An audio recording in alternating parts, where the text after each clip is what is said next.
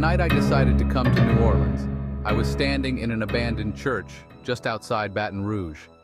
I'd been trailing stories about strange happenings across Louisiana, trying to understand what was fueling the surge in supernatural rumors. Stories of disappearances, eerie sounds, and shadows that moved on their own. But that night, things took a turn I'll never forget. I'd found myself in the darkened church after hearing rumors about a mysterious gathering tied to the spirits of Marie Laveau. According to local legend, this was one of the last places she had visited before her death, and anyone who entered after midnight would be haunted. I brushed it off as just another ghost story, but I couldn't deny the air felt thick with dread as I stepped inside, my flashlight cutting a weak beam through the dust and cobwebs. Suddenly, I heard a rustling in the pews. I aimed my flashlight toward the sound, but there was nothing there, until a flash of movement shot across the aisle, just a blur of black in my peripheral vision. My heart pounded as I turned, only to hear it again, but closer. Then came the unmistakable echo of a whisper repeating my name, stretching it out, almost savoring each syllable. I backed away, feeling the chill of unseen eyes bearing down on me. As I reached the center of the church, the air around me dropped, and I saw what looked like a shadowy figure slinking along the walls, its form stretching and warping like smoke. Then it lunged. I stumbled back, crashing against a pew as the figure flew past, inches from my face. I could feel its icy breath, smell the decay, and just as I thought I was safe, another shadow emerged right beside me, pulling itself from the wall, twisted and contorted. In the flash of my flashlight, I saw its face. Hollow eyes, rotting flesh hanging off like old cloth, and a twisted mouth that seemed to grin. I fought to keep from screaming, but the sound broke through as a hand reached out, grabbing my wrist. The grip was bone-chilling, freezing my skin as I struggled. With one desperate pull, I yanked myself free, stumbling backward, my heart slamming against my chest. I bolted for the door, hearing footsteps following me, faster, closer, as if every shadow in that church was reaching for me. Bursting into the humid Louisiana night, I gasped for breath, my heart still pounding. I could feel something lingering on me, a presence that clung to my skin like swamp mist. That was the night I realized Marie Laveau's magic, her curse, might still be alive, more real than I'd ever imagined. And so, I was drawn to New Orleans, driven by a curiosity I couldn't shake, desperate to know if the Voodoo Queen's power still pulsed through this city. Chapter 1. The Question of Legacy. Do you think New Orleans' tragedies were just coincidence? The words hit me like a thunderclap. I was sitting in a dim bar on Royal Street when an old man next to me, with a voice as raspy as an ancient cypress, leaned over and whispered, "If you're looking into Marie Laveau, you best be careful." She didn't just protect this city, she bound it to herself. The legends say Marie Laveau was the Voodoo Queen of New Orleans, but what if her power wasn't just about blessings? What if her magic went deeper, reaching into New Orleans itself, tying it to her in ways we still feel today? Some say Marie Laveau's magic didn't just protect New Orleans. It bound the city to her spirit in ways that make her as powerful in death as she was in life. Could it be that every disaster New Orleans has faced since is actually a consequence of that bond? A curse cast by the Voodoo Queen herself? Could the Voodoo Queen's magic be controlling New Orleans even now, ensuring the city's soul is forever hers? After hearing this, I couldn't shake the idea that every tragedy New Orleans has endured might be more than just bad luck. I knew I had to find the truth, even if it meant digging up secrets no one wanted to remember.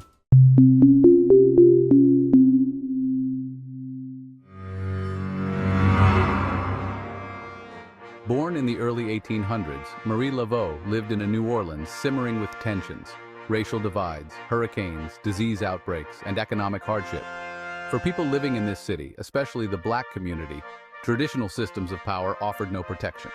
That's where Marie stepped in.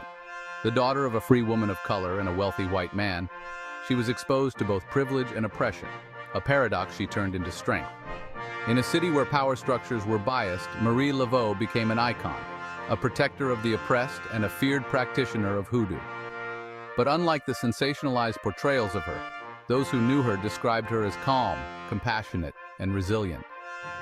She treated the sick, helped the enslaved, and gathered people of all backgrounds for ceremonies at Congo Square, where voodoo and African spiritualism mixed with Catholic traditions. Marie Laveau was no ordinary healer or priestess. Her rituals were meticulously planned, drawing on the old ways passed down from enslaved Africans, Native American medicine, and European herbalism. She blended roots and herbs into potions, used blessed talismans for protection, and infused her work with the spiritual energy of the city itself. Her greatest gift was divination, and people claimed she could see both past and future with startling clarity. Yet her power was tempered by an iron rule: every spell came at a cost. In Voodoo, spirits demand balance. For every person saved, for every blessing granted, something was taken: an offering, a prayer, sometimes even blood. One of the most chilling stories I uncovered during my research was the ritual that Marie Laveau led in 1841, when yellow fever ravaged New Orleans, claiming thousands of lives. In a desperate bid to save the city from certain ruin, Marie gathered a trusted circle of practitioners and led them deep into the heart of Bayou St. John, where the air was thick with the stench of decay and the oppressive silence of the swamp. As midnight cloaked them in shadows, the ritual began, its chants rising like a chorus of the damned.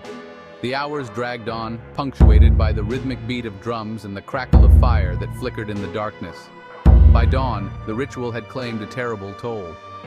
3 women who had joined the circle were gone, vanished into the swamp without a trace, their names erased from every record as if they had never existed. Their bodies, some say, were offered up to the spirits of the bayou, their blood spilled on the sacred earth to quench the vengeful hunger of the fever that had ravaged the city.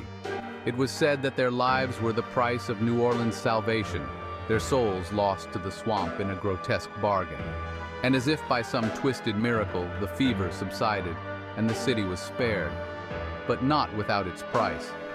The shadows of those vanished women lingered, their spirits forever entwined with the city they had given their lives to protect, an eternal debt left unpaid.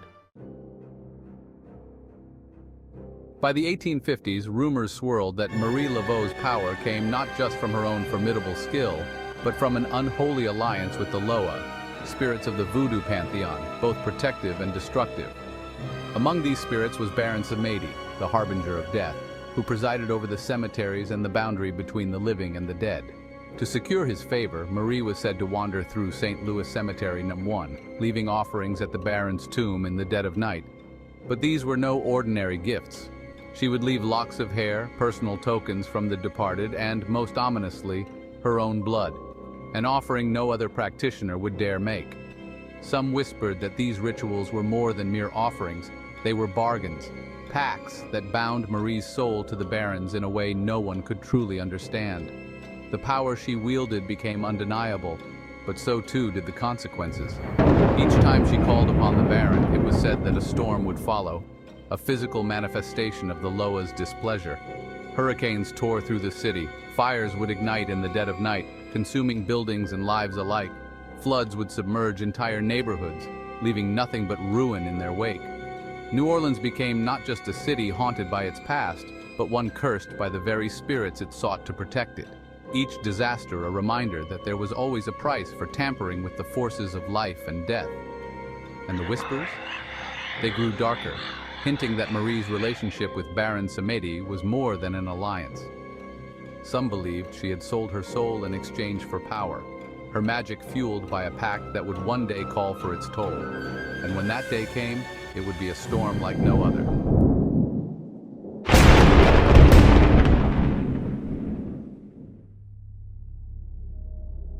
One of the most haunting stories tied to Marie Laveau's legacy surfaced during the hurricane of 1856, when the fury of nature threatened to tear the very fabric of New Orleans apart.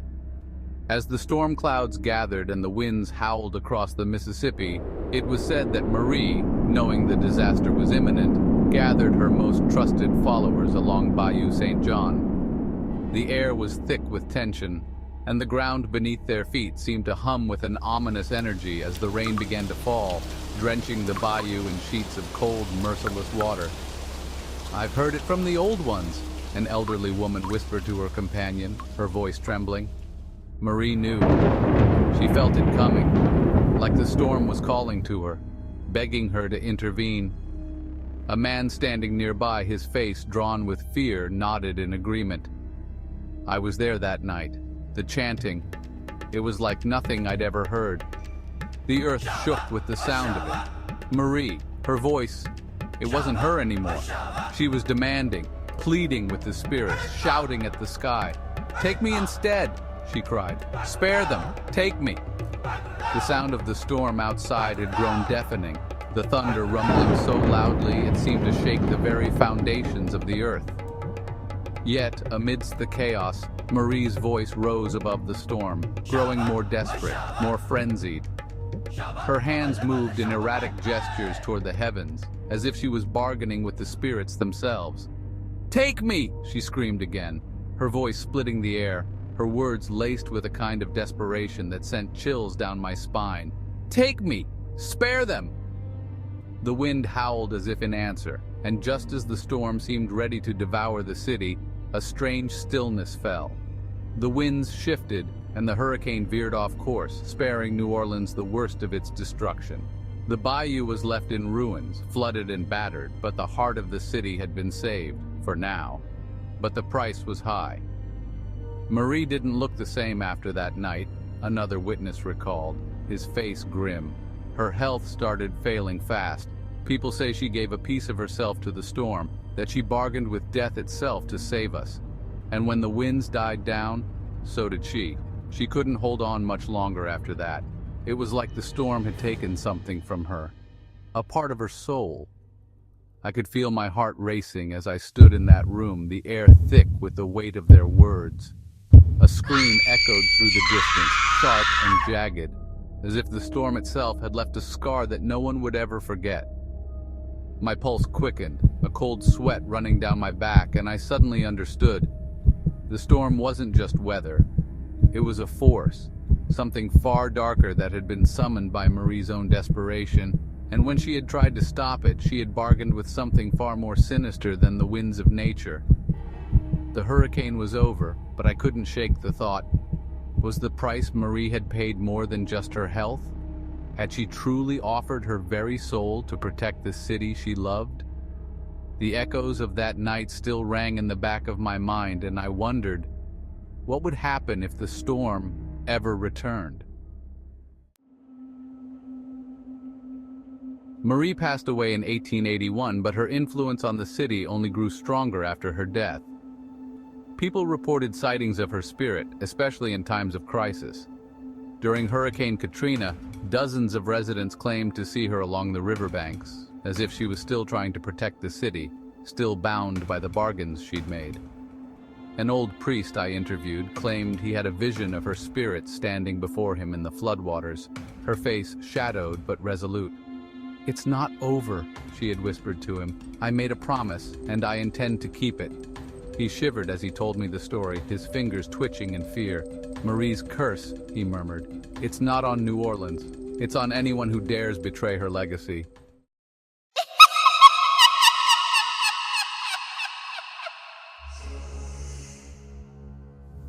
The strangest part came when I discovered an old journal hidden in the archives, written by a councilman who met with Marie's daughter, Marie Laveau II, in the early 1900s.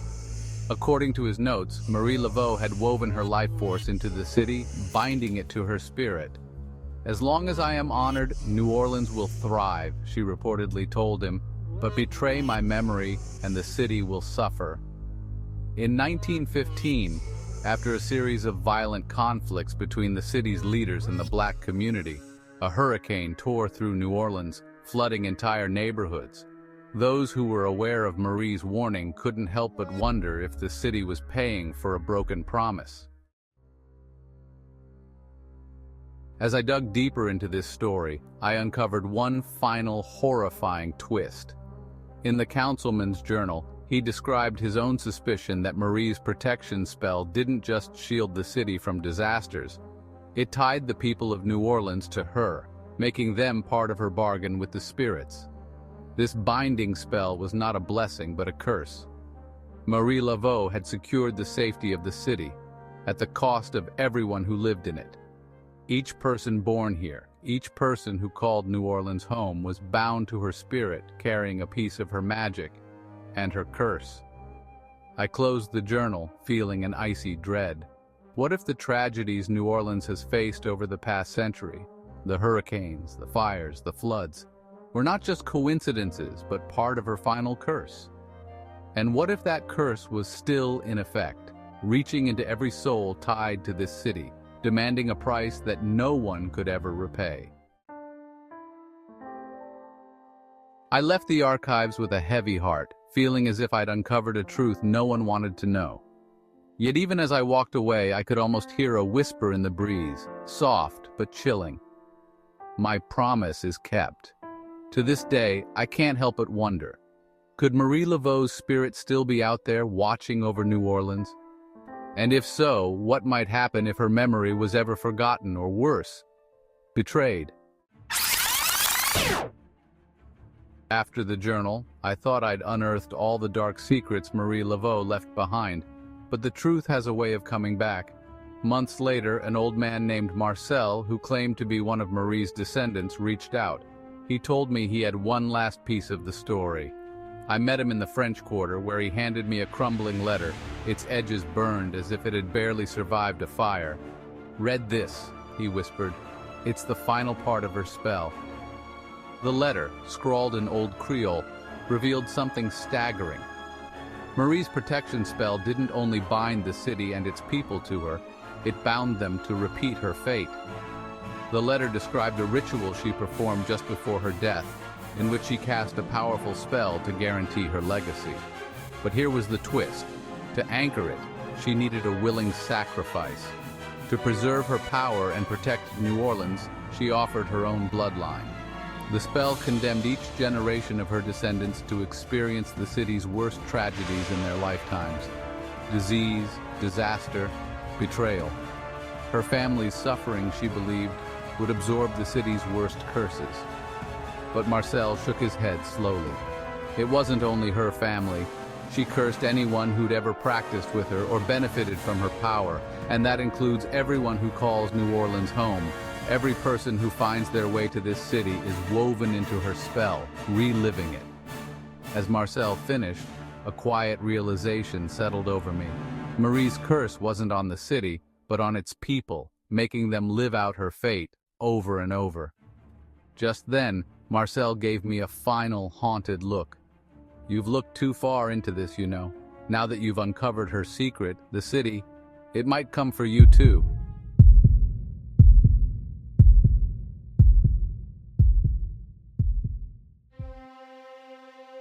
I should have never accepted that pouch. The moment I held it in my hands, the air around me thickened, suffocating me as though the weight of 1,000 unseen eyes bore down on me. I should have known then that I was no longer just a mere observer, but a part of this story, bound in a way that would change everything. Marcel's words echoed in my ears. "You belong to New Orleans forever." But the truth, the final twist, would reveal itself in a way I could never have anticipated. I sat there, frozen, the cursed amulet still in my palm. The room felt colder, darker, as though something in the air had shifted. It wasn't just the storm outside. Something far older, far more ancient had begun to stir. My heartbeat, heavy and erratic, pounded in my ears, and the sounds of the city outside seemed muffled, distant, as though I were hearing them through a veil. Then, it hit me. A realization so terrifying it felt like my mind was unraveling. I'd come to New Orleans driven by nothing more than curiosity, an insatiable need to understand Marie Laveau's legacy. But what if that curiosity had been something more, something destined? What if I wasn't just researching her story? Marcel had spoken of bloodlines, of curses, of how those tied to Marie Laveau could never escape her grip once they knew the truth. But the truth was, I wasn't just someone who stumbled upon this story. My lineage, my bloodline, it ran through Marie's vein. I stared at the amulet in my hand, a sense of dread creeping through me. The braid of human hair wrapped around it seemed to throb with an unnatural pulse, as if it had a heartbeat of its own. A chill ran down my spine. It was then that the memories hit me, unbidden, like flashes of lightning in the dark corners of my mind. My grandmother's cryptic stories, the old heirlooms passed down through my family, relics that I had brushed off as mere superstition. And yet, one piece always stood out, an old portrait hidden away in a dusty frame in my childhood home. It was a picture of a woman with eyes that seemed to pierce through me, her expression knowing, as if she had seen through to my very soul. That woman was Marie Laveau. My grandmother had always told me that our family had ties to New Orleans, that we carried a bloodline that traced back to Marie herself. But I had dismissed it as nothing more than a tale, a family myth. I had no reason to believe it, until now. My heart pounded violently in my chest as the weight of this revelation crushed me. I was a descendant of Marie Laveau, but not just any descendant. I was tied to the very curse that had bound the city, the Loa, and the spirits of New Orleans. The air around me thickened once more. My vision blurred, and for a moment I could have sworn I heard a voice, soft but insistent, rising from the shadows. A voice that seemed to echo through time, carrying the weight of centuries of secrets. You are one of us now. The hairs on the back of my neck stood up, my breath hitched. I turned, half expecting to see Marie herself standing there, but no one was in the room. The presence, however, lingered, suffocating, wrapping itself around me like the very air itself had become a trap. I could feel the pull, the force. Something was coming.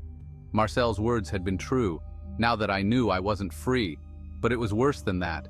I wasn't just bound to Marie's story, I was bound to her power, to the very city that she had claimed for herself. I was part of the curse now, and there was no way out.